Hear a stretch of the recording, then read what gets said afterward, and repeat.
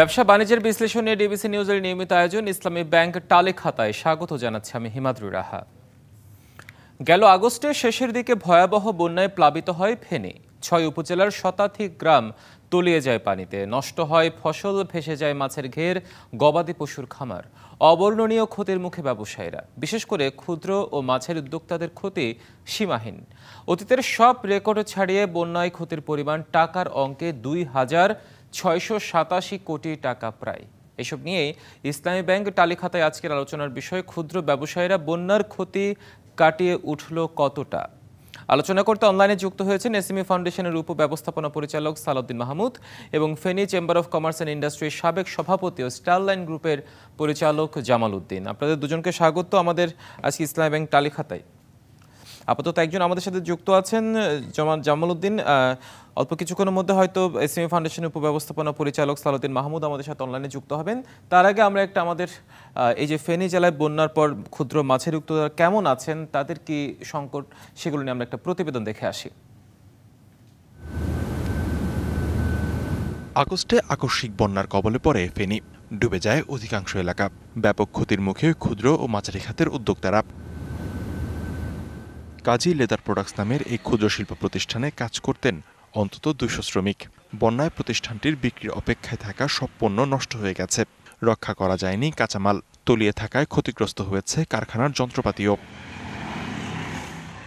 বন্যার ধকল কাটিয়ে উঠতে কারখানা সচল করার চেষ্টায় মালিক, কিন্তু নতুন করে যে পুঁজির প্রয়োজন তা মিলছে না সহজে। মালগুলোর যে সরামো এই সময়ে পাই নেই, কিছুই পাই নেই। 10 দিন পানির নিচে ছিল, 3 কোটি টাকার উপরে এখানে নষ্ট হয়েছে। একই অভিযোগ ফেনীর আরও অনেক ক্ষুদ্র ও মাঝারি খাতের উদ্যোক্তাদের। চাহিদা মতো ব্যাংক ঋণ যেমন মিলছে না, তেমনই ঘুরে দাঁড়ানোর জন্য সরকারের নেই কোনো দৃশ্যমান উদ্যোগ। সরকারি কর্মকর্তারা আছেন, আপনারা আমাদের প্রতি খেয়াল রাখবেন এবং আমাদের এই ক্ষয়ক্ষতি যেন আমরা কাটিয়ে উঠতে পারি, এবং আমাদের কাছে আপনারা আপনাদের যতটুকু রাষ্ট্রীয় যে সহযোগিতা আছে সেই সহযোগিতা আমরা আপনাদের কাছ থেকে কামনা করি। বন্যার ক্ষতি থেকে ঘুরে দাঁড়াতে সহজ শর্তে ঋণের ব্যবস্থা করার তাগিদ ব্যবসায়ী নেতাদের। আমরা সরকারের কাছ থেকে দান দক্ষিণা চাই না, আমরা চাই সহজ শর্তে একটা ঋণ দিয়ে ব্যবসায়ীদেরকে ক্ষতিপূরণের জন্য যেন সক্ষমতা পায়। ফেনীর ৬টি উপজেলার ক্ষুদ্র ও মাঝারি খাতের উদ্যোক্তাদের আবারও উৎপাদনে ফেরাতে সরকারের সুদৃষ্টি চান ব্যবসায়ী নেতারা। DBC news desk. আমরা ফিরছি আলোচনায়। শুরুতেই আমরা যেতে চাই জামাল উদ্দিন, স্টারলাইন গ্রুপের পরিচালক ও সাবেক সভাপতি, Feni chamber of commerce and industry. আপনাকে দিয়ে শুরু করতে চাই। আমরা যখন দেখি যে প্রাকৃতিক দুর্যোগ যেগুলো আমাদের দেশে হয়, বন্যা বা ঘূর্ণিঝড় ধরনের, প্রথম আঘাতটাই আসে আসলে ক্ষুদ্র মাঝারি উদ্যোক্তাদের উপর। একে তো প্রাকৃতিক দুর্যোগ, তার উপর তাদের স্বল্প পুঁজি, সব মিলিয়ে সীমাহীন ক্ষতির মুখে তারা সীমাহীন ক্ষতির শিকার হয়। আসলে সাময়িকভাবে প্রাথমিক পর্যায়টা কিভাবে কাটিয়ে ওঠা যায়? জি, ধন্যবাদ। আসলে এইবারে যে ফেনীতে বন্যাটা হয়েছে, স্মরণকালের ভয়াবহ বন্যা, এটি শুধুমাত্র বন্যাতে সীমাবদ্ধ ছিল না, এটি এমন ভাবে প্লাবিত হয়েছে, এটাকে অনেকটা সুনামির মতোই বলা চলে। কারণ ফেনীতে পানিটা এত দ্রুত সময়ে পানিটা বাড়ছে এবং পানির ভিতরে এত বেশি স্রোত ছিল, যে কারণে কেউ কিন্তু কোনো কিছুই নিতে পারে নাই। বাই দিস টাইম কিন্তু কারেন্ট ছিল না, যোগাযোগের কোনো ব্যবস্থা ছিল না, নেটওয়ার্ক ছিল না, কেউ কারোর সাথে কোনোভাবে যোগাযোগ স্থাপন করতে পারে নাই। যে কারণে ব্যবসায়ীরা কিন্তু ছোট বলেন বড় বলেন কেউই কিন্তু তাদের স্থাবর কোনো কিছুই বাঁচাইতে পারে নাই। পানিতে এমন ভাবে স্রোত ছিল, মানুষ কিন্তু এক জায়গা থেকে আরেক জায়গায় যাওয়ার মতো অবস্থা ছিল না। অসহায়ের মতো দেখা ছাড়া তাদের আর হাতে কিছু ছিল না। তারপরেও আমরা এটিকে বলতে পারি যে ফেনীর মানুষ সাহসী, ফেনীর মানুষ কর্মঠ, ফেনীর মানুষ, এখানে এই অঞ্চলের মানুষ কিন্তু বড় একটা অংশ কিন্তু রেমিটেন্সের একটা বড় ফ্লো থাকে। এই ফ্লো এর কারণে কিন্তু মানুষ কিন্তু ঘুরে দাঁড়ানোর চেষ্টা করছে। হ্যাঁ, এটি আসলে যে পরিস্থিতি ফেনীতে বিরাজমান ছিল, এটি কেউ কখনো কল্পনাও করে নাই যে এই ধরনের পরিস্থিতিতে পড়তে পারে। যেহেতু এটি অনেকে বলছে যে কেউ 100 বছর আগে, 100 বছরের ভিতরেও এই ধরনের পানিও দেখা নাই। পাশাপাশি পানির ভিতরে যে স্রোত, এটি কোনোভাবেই তারা তাদের ধারণার ভিতরে রাখতে পারে নাই। তারপরে এখন বন্যা পরবর্তী এতে আমাদের যারা ব্যবসায়ী সমাজ আছে সকলেই চেষ্টা করছে যে কিভাবে ঘুরে দাঁড়ানো যায়। তো সেক্ষেত্রে যেটি হচ্ছে যে যার যেটুক স্বল্প পুঁজি আছে বা যার যেটুক সম্বল আছে সেটা দিয়ে তারা আবার ঘুরে দাঁড়ানোর চেষ্টা করছে। তবে আশা করছি যে যদি এই আমাদের এই ফেনীর ব্যবসায়ীদেরকে সরকারিভাবে বা বেসরকারিভাবে যেসব ব্যাংক আছে তারা যদি সহযোগিতা করে, আশা করি আমরা ঘুরে দাঁড়াতে পারবো। এখানে আমার কিছু সুনির্দিষ্ট চাওয়া আছে, আপনি যদি সময় দেন আমি বলতে পারি যে এখানকার ব্যবসায়ীরা সবসময় নিশ্চয়ই আপনার চাওয়াগুলো নিয়ে আমরা আবারও ফিরবো আপনার কাছে আলোচনায়। চাওয়াগুলোর পরবর্তীতে আপনার কাছ থেকে জানতে চাইবো। আপাতত আমরা যেতে চাই সালাউদ্দিন মাহমুদ, উপব্যবস্থাপনা পরিচালক এসএমই ফাউন্ডেশন। আপনার কাছ থেকে যে প্রশ্নটি জানতে চাই, একটু আগে যে প্রতিবেদনটি আমরা দেখলাম সেখানে যেটি দেখলাম যে ফেনীর অনেক ক্ষুদ্র মাছের উদ্যোক্তাদের অভিযোগ যে চাহিদা মতো ব্যাংক ঋণ যেমন মিলছে না, তেমনি সরকার বা প্রশাসনের পক্ষ থেকেও দৃশ্যমান কোনো সহযোগিতা পাওয়া যাচ্ছে না। এই যে একটা সংকটময় মুহূর্ত, এই মুহূর্তটা আসলে কিভাবে কাটিয়ে ওঠা যায়?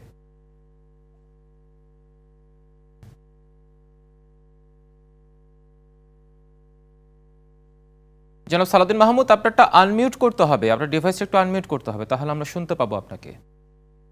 জি হ্যাঁ, এখন শুনতে পাচ্ছি, ধন্যবাদ। জি জি ধন্যবাদ আপনাকে। আজকের এই খুব সময় উপযোগী যে আলোচ্য বিষয় ডিবিসি নিউজ থেকে আয়োজন করা হয়েছে এর জন্য ধন্যবাদ। তো আমি বলবো আকস্মিক এই বন্যা, যেটার জন্য মোটেও আমাদের মানুষ এবং যারা ক্ষুদ্র উদ্যোক্তা তারা মোটেও প্রস্তুত ছিল না।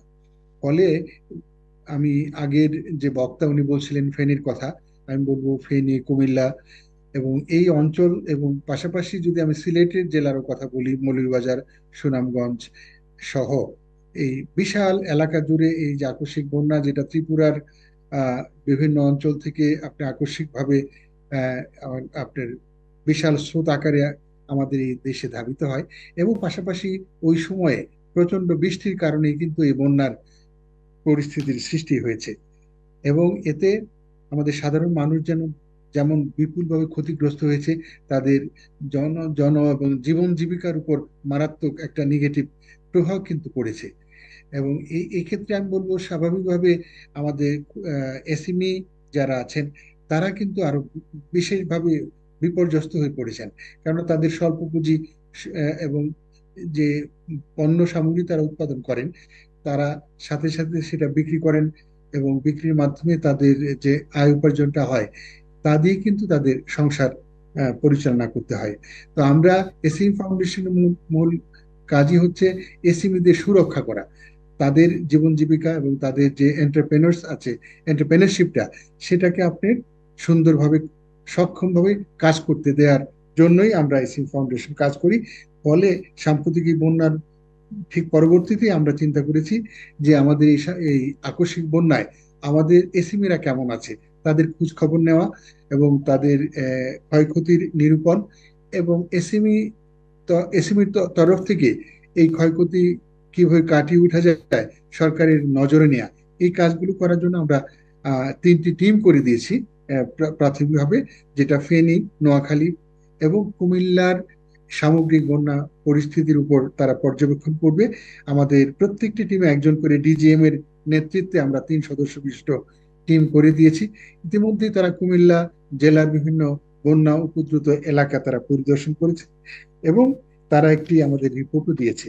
সেখানে আমি খুব সংক্ষেপে বলতে চাই যে আমাদের কুমিল্লাতে লাইট ইঞ্জিনিয়ারিং শিল্প সেক্টরে যারা কাজ করেন তারা বলেছেন, আমাদের টিম যে আপনার রিপোর্টে দিয়েছে সেখানে আমরা দেখতে পাই বন্যায় যদিও তারা সরাসরি ক্ষতিগ্রস্ত হয়নি, তবে তাদের ক্রেতা গোষ্ঠী মূলত কৃষি কাজ করে থাকেন। সেখানে সাম্প্রতিক বন্যায় দেখা গেছে কৃষির জমি ডুবে যাওয়ায় তাদের যে বিক্রয় সেটা পূর্বের তুলনায় আপনার প্রায় 3/4 কমে গেছে। আনোয়ার লাইট ইঞ্জিনিয়ারিং ওয়ার্কশপের উদ্যোক্তা জনাব আনোয়ার হোসেন আমাদের টিমের যে মেম্বার তাদেরকে বলেন যে তাদের এলাকায় বন্যার পানি উঠেনি, তবে পূর্বের চেয়ে দৈনিক বিক্রয় প্রায় লাখ টাকা আপনার ছাড়িয়ে যেত, যেখানে বন্যার কারণে বর্তমানে দৈনিক বিক্রয় সেখানে 20-30 হাজার টাকায় নেমে এসছে। ফলে তাদের পক্ষে এই যে ব্যয় নির্বাহ, ব্যাংক ঋণের কিস্তি এবং সুদ ইত্যাদি পরিশোধ করতে গিয়ে তারা চিন্তিত হয়ে পড়েছেন। ফলে এটা আমাদের জন্য একটা অত্যন্ত, আমি বলবো যে, উদ্বেগের কারণ। তাছাড়া এমনিভাবে আরো ইঞ্জিনিয়ারিং সেক্টরের যারা আছেন তারাও বলেছেন। অর্থাৎ সবাই কম বেশি প্রত্যক্ষ বা পরোক্ষভাবে ক্ষতির সম্মুখীন হয়েছে, কিন্তু আমার প্রশ্নটা ছিল আসলে যে চাহিদা মতো ব্যাংক ঋণ দিচ্ছে না বা তাদের সুরক্ষায় আসলে আপনাদের করণীয়টা কি? আমরা এই বিষয়টা নিয়ে বিরতি নেব, বিরতির পরে আপনার কাছে এই বিষয়ে জানতে চাইব। দর্শক, বিরতি নিচ্ছি। ব্যবসা বাণিজ্যের বিশ্লেষণ নিয়ে ডিবিসি নিউজের নিয়মিত আয়োজন ইসলামী ব্যাংক তালে খাতায়, সঙ্গে থাকুন। আবারও স্বাগত জানাচ্ছি ব্যবসা বাণিজ্যের বিশ্লেষণ নিয়ে ডিবিসি নিউজের নিয়মিত আয়োজন ইসলামী ব্যাংক তালে খাতায়। আজকের আলোচনার বিষয়, ক্ষুদ্র ব্যবসায়ীরা বন্যার ক্ষতি কাটিয়ে উঠল কতটা। আলোচনায় ফিরছি। জামাল উদ্দিন, বিরতির আগে আপনি যেমনটি বলছিলেন যে ক্ষুদ্র মাঝারি উদ্যোক্তারা খুব বেশি ক্ষয়ক্ষতির সম্মুখীন হয়েছে, আমরা প্রতিবেদনও ঠিক তেমনটি দেখছিলাম। আপনারা কিছু চাওয়া তুলে ধরার কথা বলেছিলেন। জি, অ্যাকচুয়ালি আপনাদের প্রতিবেদনে উঠে আসছে যে 2687 কোটি টাকার মতো ক্ষয়ক্ষতি হয়েছে শুধুমাত্র আমাদের ফেনী অঞ্চলে। এখানে আমাদেরও অ্যাসেসমেন্ট অনেকটা এরকমই, প্রায় 3000 কোটি টাকার মতো ক্ষয়ক্ষতি হয়েছে। আপনারা নিশ্চয়ই জানেন এই অঞ্চলে যতটা না শিল্প প্রতিষ্ঠান আছে তার চেয়ে বেশি হলো যে ট্রেডিং বিজনেসটা এই অঞ্চলে বেশি। কারণ হলো যে এই অঞ্চলে প্রচুর রেমিটেন্স প্রবাহ থাকে। তো এর ভিতরে যে বন্যাটা ফেনীতে হয়েছে অন্যান্য অঞ্চলের চেয়ে আমাদের এখানে একদম নিঃস্ব হয়ে গেছে ব্যবসায়ীরা। তো সেক্ষেত্রে আমাদের কিছু সুনির্দিষ্ট কিছু চাওয়া আছে, যেটি হলে হয়তো তারা তাদের যে এখনকার যে স্ট্রাগলটা এটাতে সহায়তা হবে, তারা ঘুরে দাঁড়াতে তাদের জন্য সহায়ক ভূমিকা পালন করবে। সেক্ষেত্রে আমি ইনিশিয়ালি যেটি মনে করি সেটি হলো যে সরকার যদি আমাদের ব্যবসায়ীদের ক্ষেত্রে গ্যাস বিল, বিদ্যুৎ বিল, এই এখন যে গত মাসের যে বিলটা এটাকে পরিশোধের জন্য 3 থেকে 6 মাস সময় দেয় বিনা সুদে। যদি এখন যে যাদের ব্যাংক লোন রয়েছে তাদের ব্যাংক লোনটাকে 6 মাসের জন্য প্রভিশন করে রেখে যদি তাদেরকে 6 মাস পরে কিস্তি পরিশোধের সুযোগ দেয়, যদি তাদেরকে নতুন করে কিছু প্রণোদনার ব্যবস্থা করে, সহজ শর্তে কিছু নতুন করে ঋণ দেওয়ার ব্যবস্থা করে, সেই ক্ষেত্রে আমি মনে করছি যে ব্যবসায়ীদের ঘুরে দাঁড়াতে সহায়ক ভূমিকা পালন করবে। আমি আবার বলি যে এই অঞ্চলের মানুষ কিন্তু অত্যন্ত সাহসী এবং কর্মঠ। এখানকার মানুষ সবসময় সততার সাথে ব্যবসা বাণিজ্য করে। এখানে আমি ফেনীর মানুষ বা আশেপাশের মানুষ আশা করি ঘুরে দাঁড়াবে।